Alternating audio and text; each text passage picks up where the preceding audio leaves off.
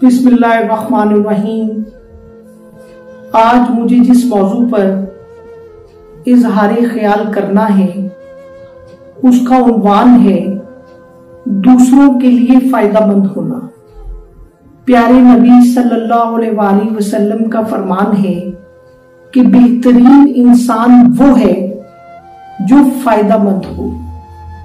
फायदामंद होना आपको सोसाइटी में बहुत कम दिखेगा। फायदामंद होने का मतलब ये है कि कोई भी इंसान बगैर गर्ज, लालच और बेनिफिट के किसी दूसरे इंसान का फायदा करे। अब फायदा किसी तरह का भी हो सकता है।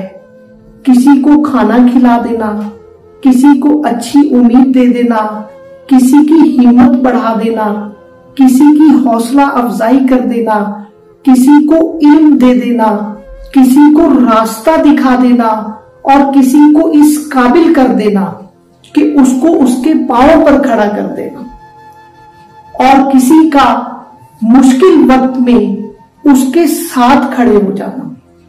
अगर आप किसी का फायदा नहीं कर सकते तो आप किसी को भी नुकसान और ज़हनी अजियत मत दें।